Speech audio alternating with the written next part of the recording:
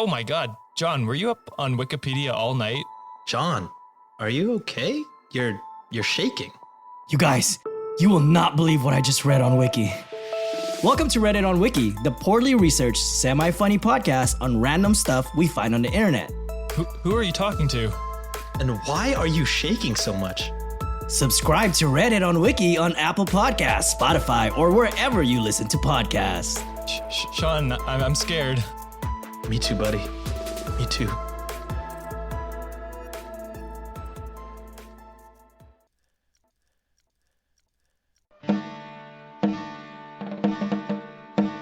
We are a band of brothers, a native to the soil, fighting for the property we gained by honest toil. And when our rights were threatened, the cry rose near and far, hurrah for the bonny blue flag that bears a single star.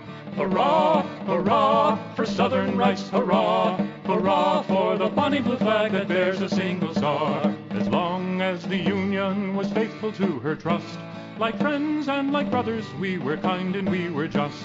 But now when Northern treachery attempts our rights to mar, we hoist on high the bonny blue flag that bears a single star. Hurrah, hurrah, for Southern rights, hurrah, hurrah for the bonny blue flag that bears a single star. This week on the Age of Revolution podcast, having proceeded roughly halfway through the first and second titles in our three-part series, we cast forward to the final offering in the trilogy, Fateful Lightning, the American Civil War.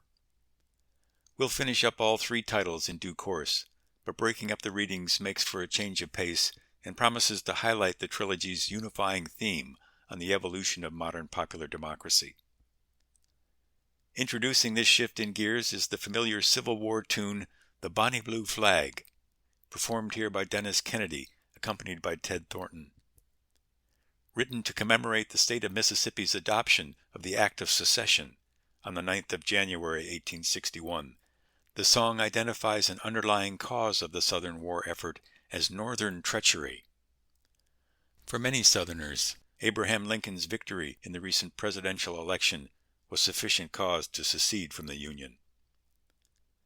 The result was a war that would, in Lincoln's words, present to the whole family of man the question of whether a constitutional republic or democracy, a government of the people, by the same people, can or cannot maintain its territorial integrity against its own domestic foes.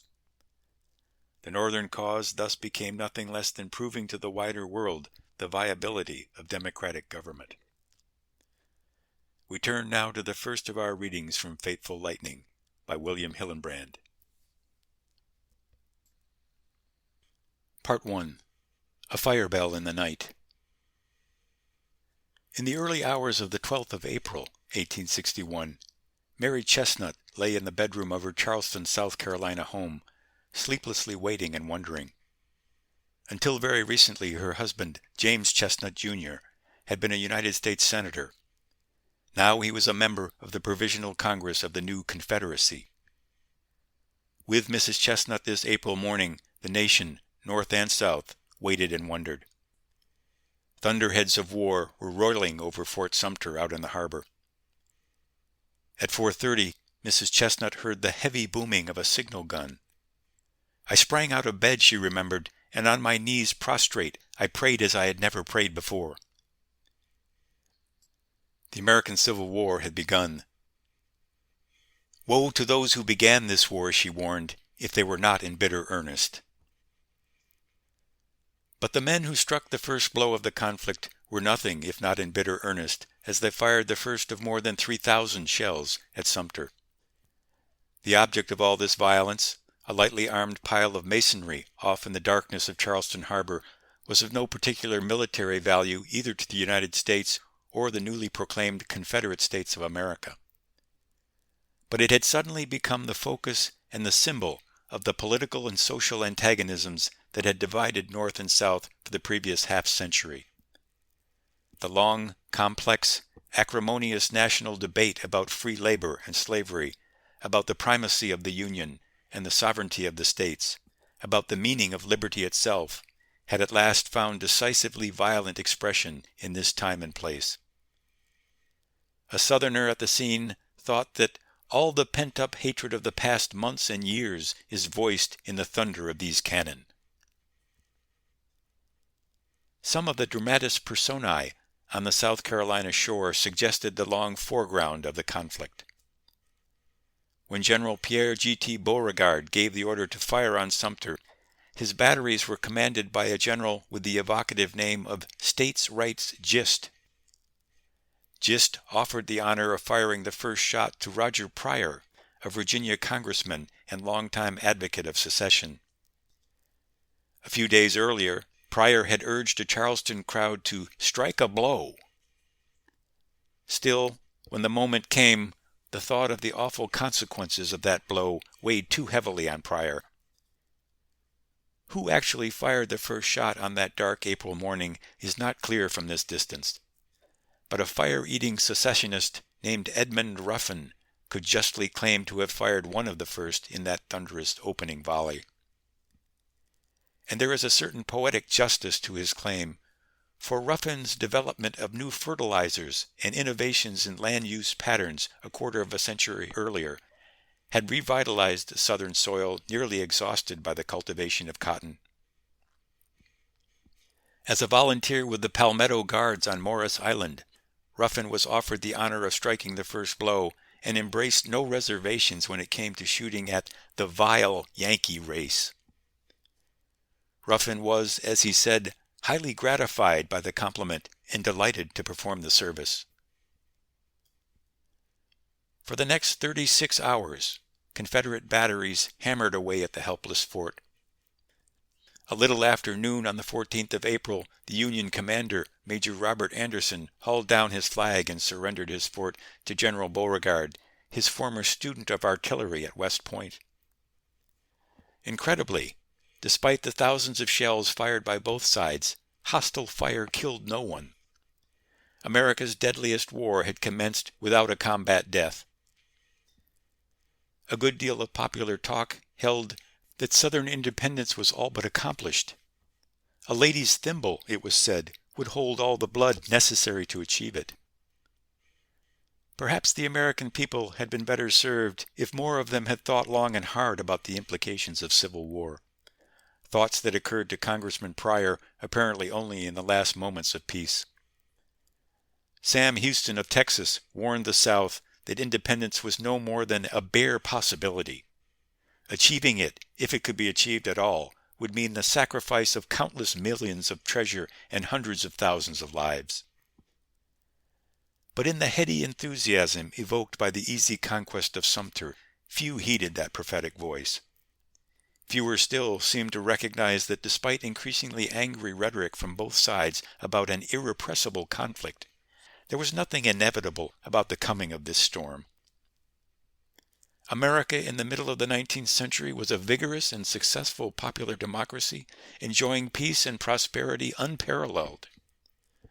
A long lifetime before, on the eve of the American Revolution, Jean de Crèvecoeur, a French aristocrat, had marveled at the achievement of colonial America. He celebrated its fair cities, substantial villages, extensive fields, decent houses, orchards, meadows, bridges. Here are no aristocratical families, no courts, no kings, no bishops, no ecclesiastical dominion. Economic opportunity and the silken bands of mild government combined with the people's native industry and ingenuity had created a great alma mater and a sanctuary for liberty. The 80-odd years of dynamic growth since the Revolution had intensified the luster of even Crèvecoeur's glowing vision. From 13 states between the Atlantic shore and the crest of the Appalachians, the new republic now reached across the vast interior of the continent to the Pacific Ocean. It had grown fourfold, quadrupling its territory while simultaneously quadrupling its population. In the same period, a revolution in transportation inspired a dramatic increase in both agriculture and industrial production. Between 1800 and 1850, the gross national product increased sevenfold to nearly $4 billion in 1860. As historian James McPherson writes, the United States was the wunderkind nation of the 19th century. The success of the United States, however, had significance in a much larger context. For the nation was more than a powerful economic engine. It was in its very conception a daring social and political experiment. The American body politic rested on two core convictions: civil liberty and human equality. Beyond America's shores, these articles of political faith were by no means universally shared. Alexis de Tocqueville, the 19th century French historian, thought that two streams flowed forth from the French Revolution. The first led mankind toward free institutions, the other led mankind toward absolute power. When Americans looked eastward toward Europe at mid-century, they saw absolutism ascendant nearly everywhere. France was virtually a political community of one, Emperor Louis Napoleon. King Frederick and the Junkers exercised ruthless power to preserve a feudal order in Prussia. Terror and tyranny reigned in the vast Russian Empire. A divine right monarch sat on the throne of Spain. Even Great Britain, with its long tradition of political and social reform, made progress only slowly. As historian Alan Nevins points out, in England at mid-century, the cardinal points of the People's Charter, universal male suffrage, the secret ballot, abolition of property qualifications for the House, and salaries for members were still to be gained. In the United States, however, these articles were civil rights Americans had exercised for more than 3 generations.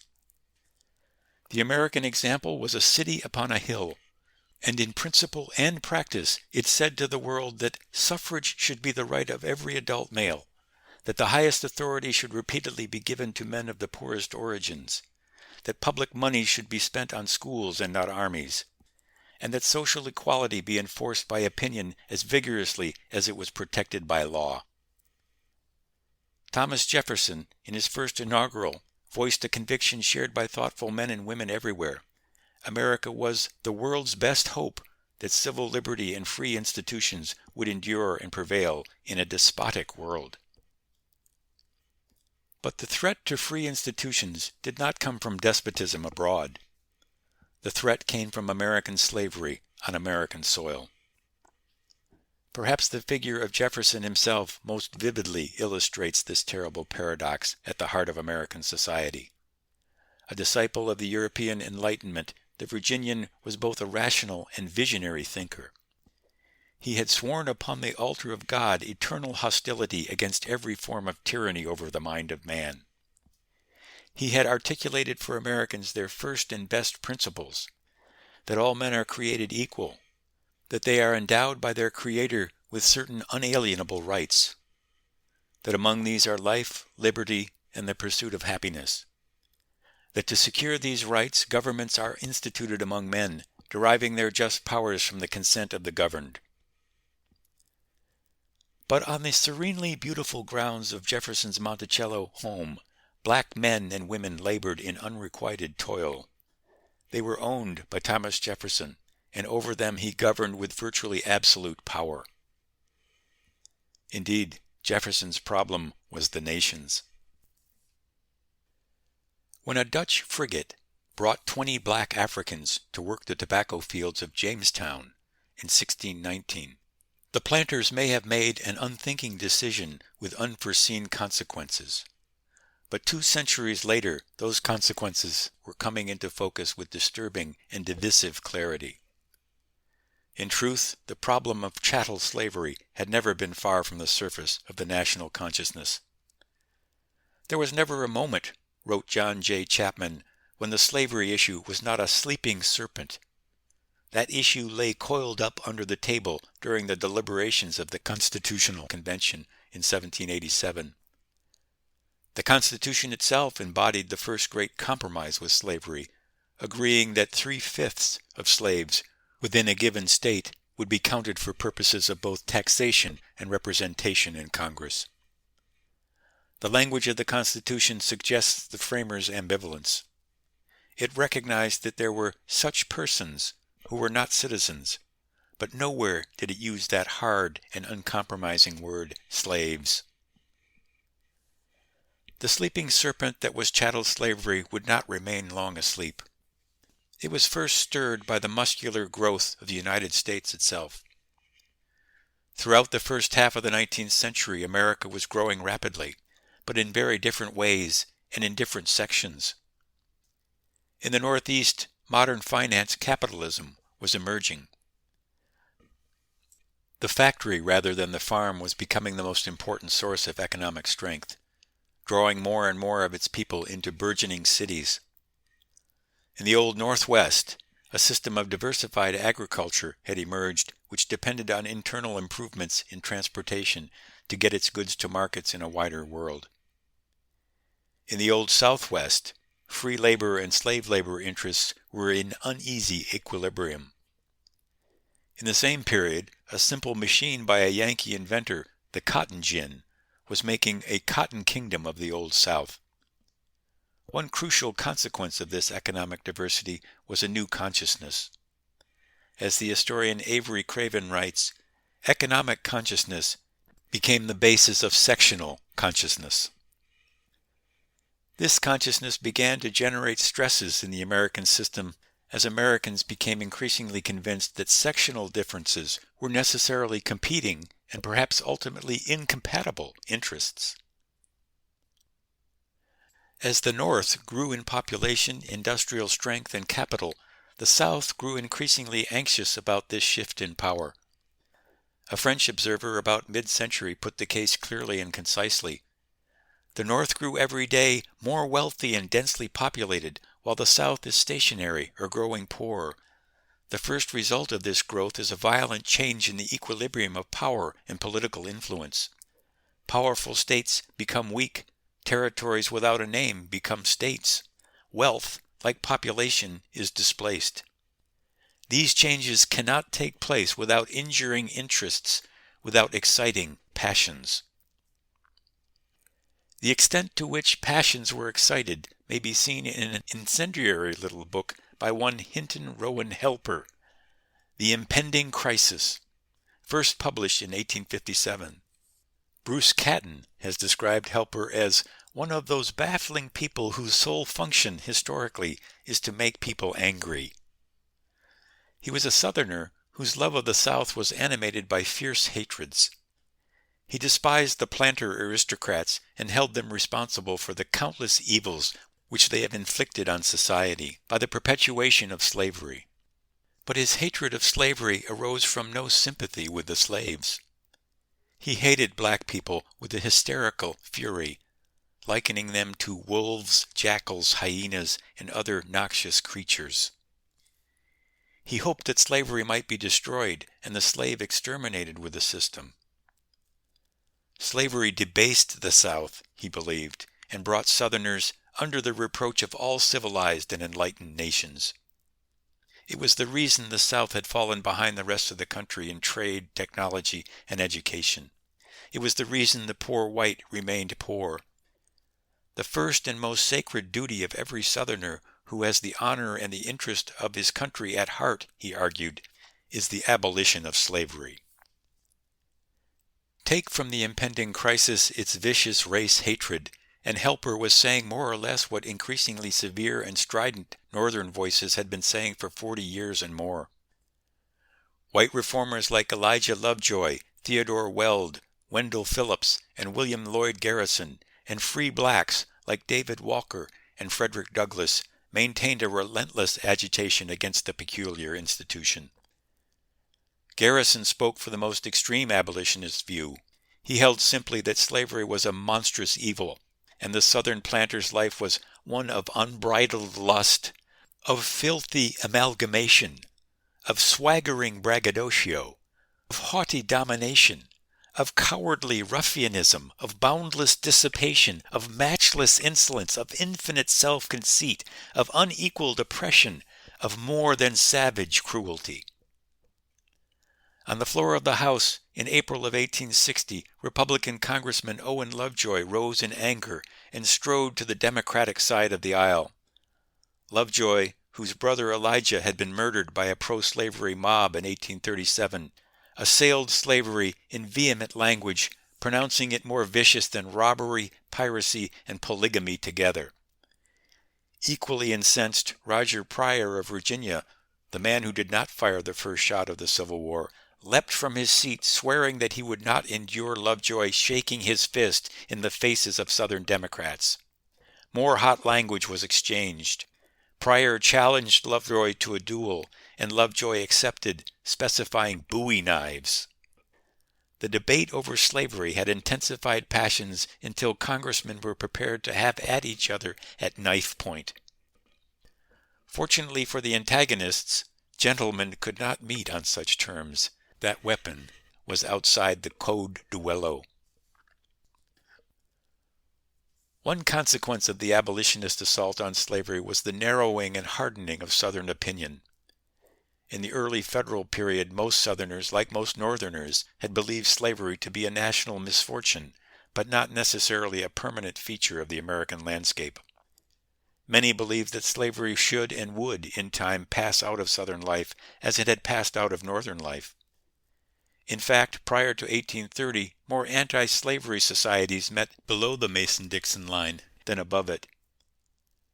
But a generation later, the slave labor that made cotton had become the underpinning not only of the Southern economy, but part of the structure of Southern society itself. By 1860, the South was producing nearly $200 million worth of cotton alone.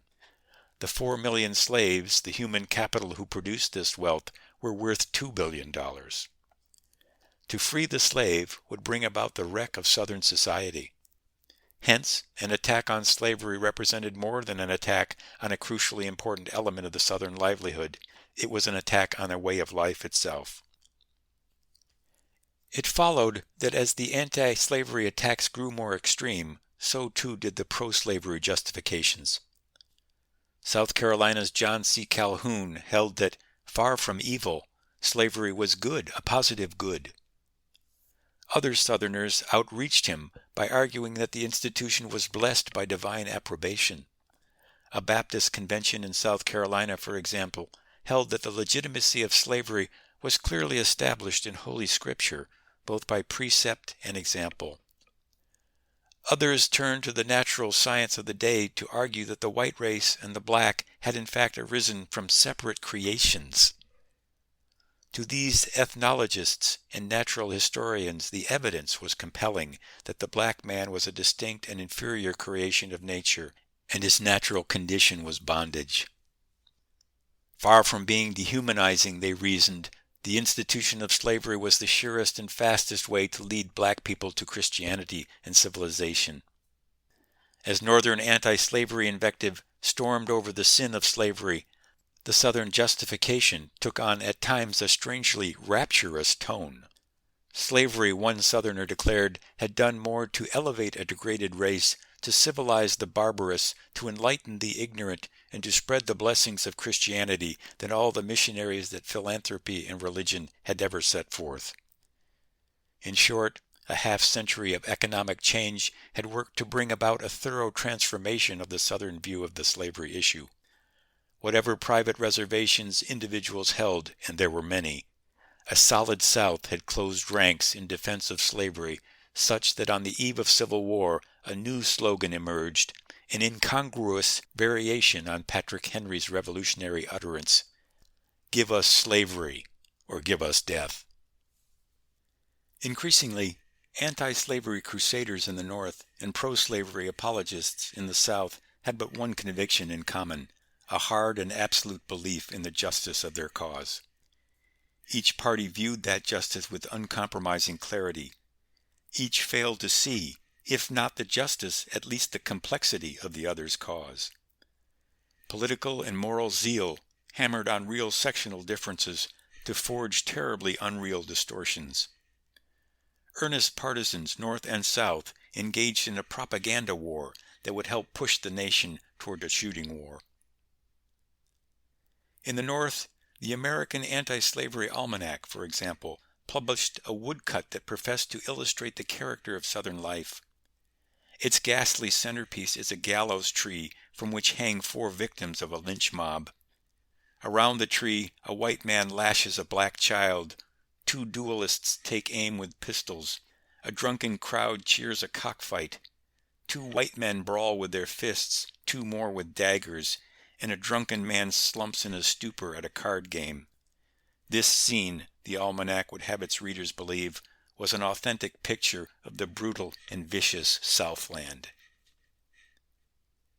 In 1852, Harriet Beecher Stowe published a sentimental novel called Uncle Tom's Cabin, or Life Among the Lowly. Although Mrs. Stowe's entire first-hand experience of the South was a visit of several days, her novel made vivid for Northern readers the cruelties of the slave system.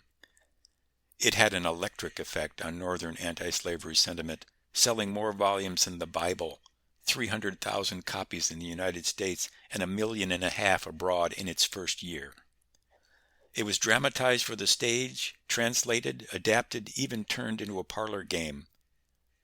Portraying Southern life as a drama of depraved whites and their black victims, Uncle Tom's Cabin was the single most widely disseminated view of slavery and the South. Other novels, less well known, aimed at the same end, showing that slavery violated the most fundamental of institutions, the Christian family. Such novels as Our World or The Slaveholder's Daughter, published in 1855, dramatized the lusts of the planter gentlemen for their black bondwomen, and traced the destructive effects of their licentiousness on both black and white families. In short, in the decade before the coming of the war, Northern anti-slavery partisans had created in the press, the lecture hall, and the pulpit a Gothic portrait of Southern life as unrelievedly backward, brutal, and ignorant. An equal and opposite reaction took place in the South. Spurred by what they considered Northern libels, Southerners responded in kind.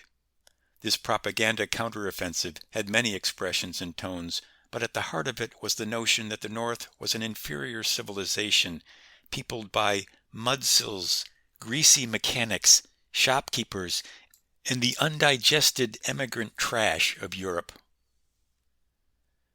Just as abolitionist propaganda had reduced Southern people to stereotypes, the despotic planter and the hapless poor white, for example, pro-slavery propaganda spun out its stereotypes of Yankees, the grasping capitalist, the factory wage slave, the deceitful shopkeeper, the deranged reformer.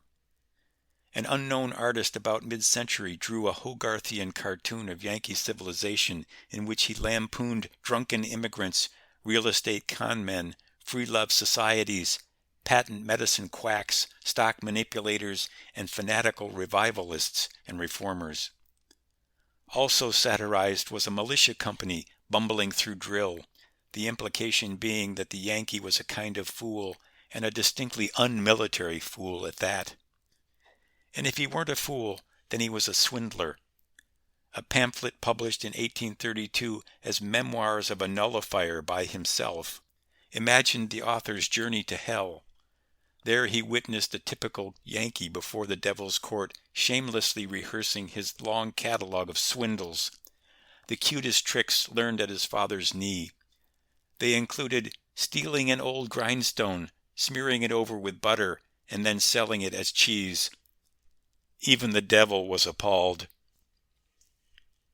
Thus, the debate over slavery had also become a debate about the kind of society Americans wanted, about the kind of people Americans wanted to be.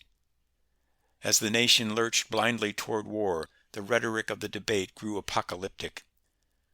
A South Carolinian, J.H. Thornwell, argued that the antagonists in the struggle are not merely abolitionists and slaveholders. They are atheists, socialists, communists, red Republicans, Jacobins on one side, and the friends of order and regulated freedom on the other. In one word, the world is on the battleground. Christianity and atheism, the combatants, and the progress of humanity, the stake. In 1860, it seems no Southerner was willing to step forward and say that such a reduction of Northern society was at the very least unreasonable and extreme. Nor was it surprising, really, for the gross reduction of Southern life by the abolitionist press was equally fanatical. About the same time the nullifier imagined the Yankee in hell, Theodore Weld was compiling and publishing American Slavery as It Is. This collection of so-called witnesses was essentially a long recital of whippings, beatings, brandings, ear croppings, rapes, and lynchings. As real economic, cultural, and political differences came increasingly into conflict in the last decade of peace, neither party could find in the other grounds for anything like reasonable discourse. After 1850, events seemed to take on a dynamism of their own, as political leaders were less and less able to control the energies generated by the debate over the compromise. The Fugitive Slave Act, requiring the free states to retain and return runaway slaves, was particularly provocative. It infuriated equally Northerners who were supposed to enforce its provisions and Southerners who saw its provisions everywhere thwarted. Many in the North, their views shaped by a generation of abolitionist agitation, felt that the act had in effect made them conspirators in what they believed to be a monstrous crime. So intense was resentment of the act that the most extreme abolition voices began calling for dissolution of the Union with slaveholders. Journalist and social reformer William Lloyd Garrison burned the Constitution in public, vilifying its protection of slavery as a covenant with death and an agreement with hell. In Chicago, the Common Council pronounced that any congressman who supported the act was fit only to be ranked with Benedict Arnold and Judas Iscariot. Just about this time, in 1852, Mrs. Stowe's immensely popular Uncle Tom's Cabin arrived on the scene. One of its most melodramatic scenes was the remorseless pursuit of the helpless runaways. The Fugitive Slave Act was just one piece of a compromise that satisfied no one and infuriated everyone. 2 years later, the man most responsible for the final form of the 1850 compromise, Stephen A. Douglas, made another attempt to resolve the problem of slavery in the territories. Douglas, an intensely hard-working and hard-drinking Illinois Democrat, was himself essentially indifferent to slavery as a moral issue. In 1854 he wanted two things chiefly: one, to keep the northern and southern wings of his party together, and two, to gain a northern route for the proposed transcontinental railroad. Douglas argued for a route running from Chicago to the sea. The southern counter-argument urged a route running across Texas and New Mexico to the sea. It was a high-stakes game, and Douglas played his high card: popular sovereignty. The terms of popular sovereignty as expressed in the Kansas-Nebraska Act of 1854 first repealed the Missouri Compromise of 1820 and then said that the people of a territory, not Congress, would decide whether a state would be slave or free at the time of its admission to the Union. Although he would not live to see its achievement, Douglas eventually got his railroad. The country, meanwhile, got bleeding Kansas. The battle fought with violent words in Congress for a generation would now be fought with violent deeds on the Kansas prairie. Anti-slavery Midwesterners and pro-slavery Missourians made their way to Kansas to put popular sovereignty to the test. In 1854, the New England Emigrant Aid Company was established to encourage free soil settlement. In Brooklyn, New York, the Reverend Henry Ward Beecher supposed that there might be times when a rifle was more instrumental to God's will than a Bible. New Englanders concluded that this was such a time and shipped to Kansas crates of Sharp's rifles, soon to be known as Beecher's Bibles. The slaveholding interest was also vividly aware of how crucial the contest was. Senator David Atchison of Missouri was convinced that Southerners were playing for a mighty stake. If we win, we carry slavery to the Pacific Ocean. If we fail, we lose Missouri, Arkansas, Texas, and all the territories. He went further about the means of the struggle, stating, "We will be compelled to shoot, burn, and hang." For Kansas, the years ahead were full of shooting, burning, and hanging as free soilers and slave soilers worked their will. No one paid much attention to the fact that the idea of popular sovereignty itself was one of the first victims. Frontier elections, always rough and tumble affairs, degenerated into confusion just a short step from anarchy itself. Elections were held and their results immediately denounced as fraudulent by the losers. Ultimately, a Free Soil Convention at Topeka produced a free state constitution, while a slave soil convention at Lecompton produced a slave state constitution. As these contradictory measures were being hammered out, the city of Lawrence was attacked and burned by Missouri border ruffians. The one sure consequence of popular sovereignty in Kansas was violence which begot violence. Believing, wrongly as it turned out, that 5 anti-slavery men had been killed in Lawrence, an obscure, determined, perhaps insane abolitionist, John Brown, led a group of 7 followers in reprisal. Stalking up to a settlement on Pottawatomie Creek in the dark, Brown and his band hacked 5 men to death with second-hand swords. In the next 3 months, more than 200 men on both sides of the struggle were killed. The reverberations of this violence on the prairie were felt keenly in Washington. In fact, the day before Lawrence was attacked, Massachusetts Senator Charles Sumner, a man righteous with the confidence that he was without sin, rose to speak to the issue of the crime against Kansas. He overreached even the expansive rhetoric of the period in his address, speaking for the better part of 2 days. His twin themes were slavery and sexual depravity, and in his mind they were one and the same. Murderous robbers from Missouri, hirelings picked from the drunken spew of an uneasy civilization, had violated a virgin territory, compelling it to the hateful embrace of slavery. Sumner spread his obloquy generally upon the South, and particularly on the head of Senator Andrew P. Butler of South Carolina. Butler, in Sumner's eyes, had chosen a mistress, the harlot slavery. 2 days later, Butler's cousin, a congressman from South Carolina, Preston Brooks, took issue with what he called the libel on both his native state and his cousin. With a gold-headed walking cane, he beat Sumner into unconsciousness on the floor of the Senate. The act itself was sufficiently shocking to Northern sentiment, but the Southern response was even more so. Brooks, now Bully Brooks, was lionized throughout the South. Admirers sent him new canes by the score, inscribed with such counsel as, "Use knock-down arguments," and "hit him again."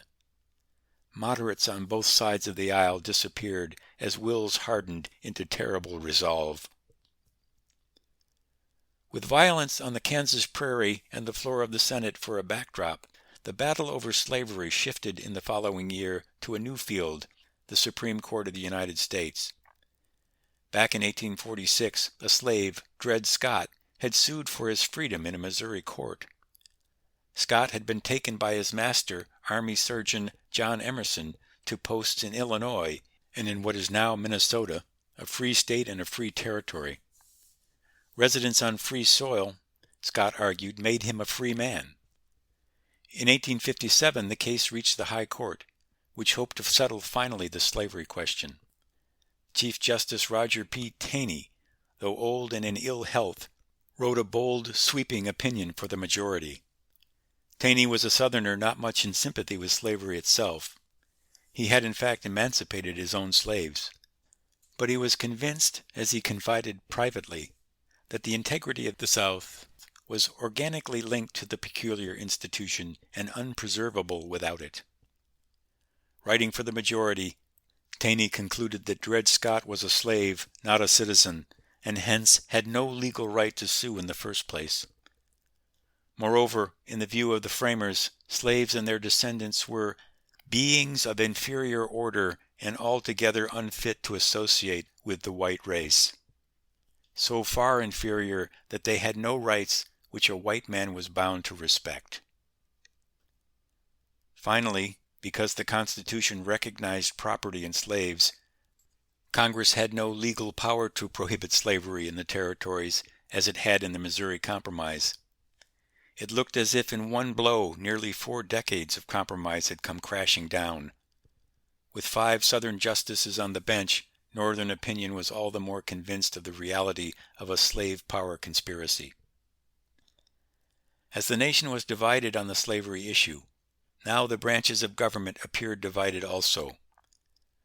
Congress in the Kansas-Nebraska Act, as in the Missouri Compromise before it, had exercised its power to fix the status of slavery in the territories, but the highest judicial power in the land declared in Dred Scott that Congress had no such power. In 1858, two men from Illinois would debate the problem of a house divided. That summer, Senator Douglas, 5 feet 4 inches of little giant, was defending his seat against a long-legged Springfield lawyer and former Congressman, Abraham Lincoln, representing the newly formed Republican Party. They met in 7 debates, and in the second, at Freeport, Lincoln asked Douglas a momentous question. Can the people of a territory lawfully prohibit slavery within its borders? It was an unflinching question, and Douglas flinched ever so slightly.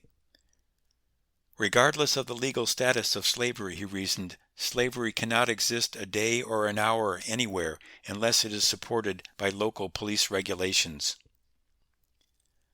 Both Northerners and Southerners quickly grasped the implications of Douglas's answer. It said that slavery might be prohibited in the territories and thus be put, in Lincoln's words, in the course of ultimate extinction.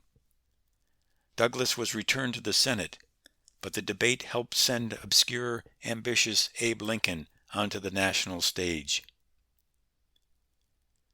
Between 1858 and the presidential election of 1860, Douglas's Democratic Party would come apart at its sectional seams, and another body politic would meet to elect a commander-in-chief of its own.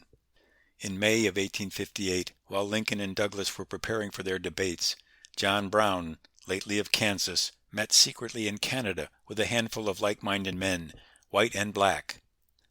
Less than 50 delegates voted to frame a provisional constitution for a new republic of liberated slaves to be established in the mountains of West Virginia. John Brown would serve as the commander-in-chief of the army of the new republic. From this distance, it is difficult to imagine precisely what Brown actually hoped to achieve in Virginia. By the summer of 1859, he had gathered together an army of just 5 black men and 17 whites, 3 of whom were his sons, on a farm in Maryland. He appealed to Frederick Douglass to help recruit blacks to his cause, but when Douglass learned that Brown planned to seize the federal arsenal at Harper's Ferry, he thought the plan frankly suicidal and refused to have any part in it. It may be that a martyr's death was the sum of all Brown sought. In mid-October he marched toward Harper's Ferry. He carried no rations, planned no route of retreat, had no clear idea of what he would do when he seized the arsenal. But he was going to strike a blow. "Without shedding of blood there is no remission of sin," he was fond of quoting from the book of Hebrews. In the dark of night, on October 16th, he and his band attacked the arsenal and began the shedding of blood. The first man killed in the crusade to liberate slaves was a free black man looking for the night watchman. By the following afternoon, Brown and a handful of his band were making a last stand in a fire engine house. A company of Marines commanded by Colonel Robert E. Lee and Lieutenant Jeb Stuart battered down the door and stormed the engine house. Brown was wounded slightly in the attack, but was fit to stand trial in nearby Charleston, Virginia. In light of the intense outrage his raid evoked, he was given, as he admitted himself, a full and fair trial. He was found guilty of murder, treason, and inciting insurrection, and sentenced to hang on December 2nd, 1859. Weird John Brown, the meteor of the war, as Herman Melville called him, would have his martyrdom. Before he went to the gallows, he would have one last opportunity to play the prophet as well, like the Old Testament warriors he emulated. "I, John Brown," he wrote from his cell, "am now quite certain that the crimes of this guilty land will never be purged away but with blood." As with most martyrs, perhaps, the ghost of John Brown was more dangerous than the man alive. Harper's Ferry touched something deep and turbulent in the imaginations of men and women on both sides of the Mason-Dixon line. In the North, he was apotheosized by men such as Longfellow, Emerson, William Cullen Bryant, and Horace Greeley. There he was both saint and sacrificial victim who would, in the words of Henry David Thoreau, make the gallows as glorious as the cross. In the South he was a madman who had tried to realize the Southern nightmare, slave insurrection. In their imaginations the shade of John Brown stalked with the shades of Nat Turner and Denmark Vesey, black insurrectionists earlier in the century. To Southerners, Brown's act itself was appalling enough, but even more so was the way Northerners embraced and celebrated Brown's attempt to incite slaves, as Southerners believed, to rape and murder. The apotheosis of Brown told Southerners finally and decisively what they had long suspected, that the North was determined to destroy slavery, and with it the South.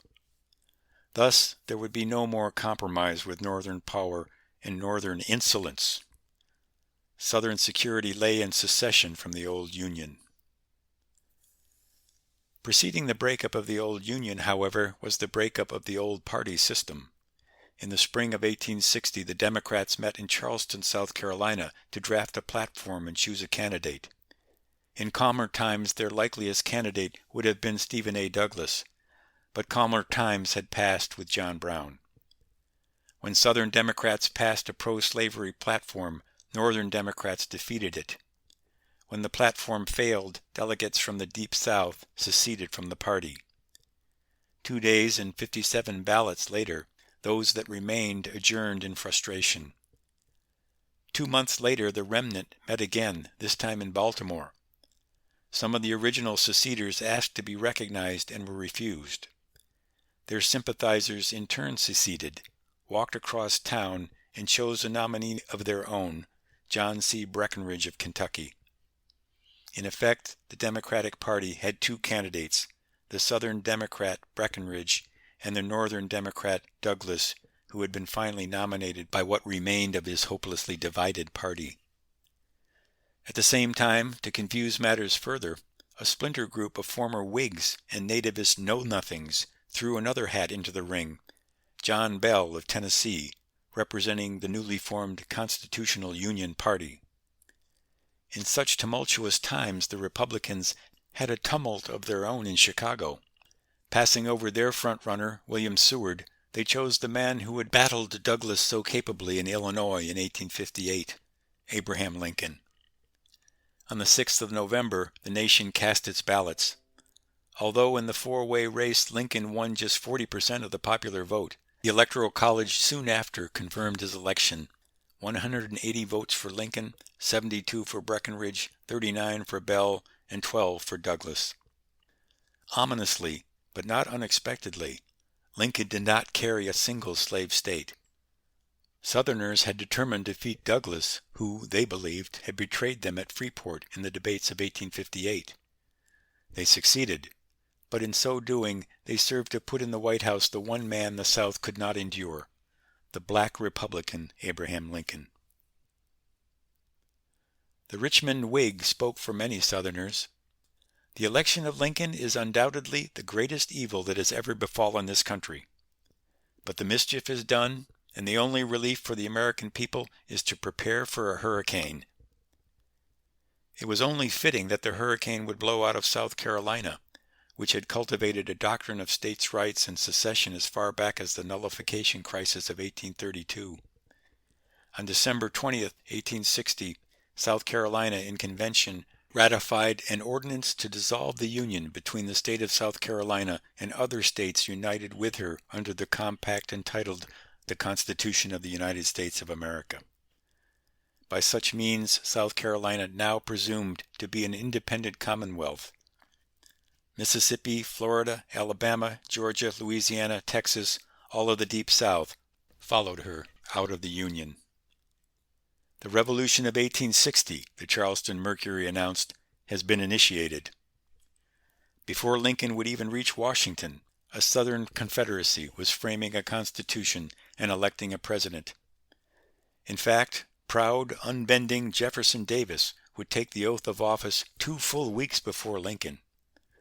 On March 4th, 1861, Lincoln stood beneath the unfinished Capitol dome and swore to preserve, protect, and defend the Constitution of the United States. In his address, he made a final appeal for peace and union. "We are not enemies, but friends. we must not be enemies. Though passion may have strained, it must not break the bonds of our affection. The mystic cords of memory, stretching from every battlefield and patriot grave to every living heart and hearthstone all over this broad land, will yet swell the chorus of the Union, when again touched, as surely they will be, by the better angels of our nature.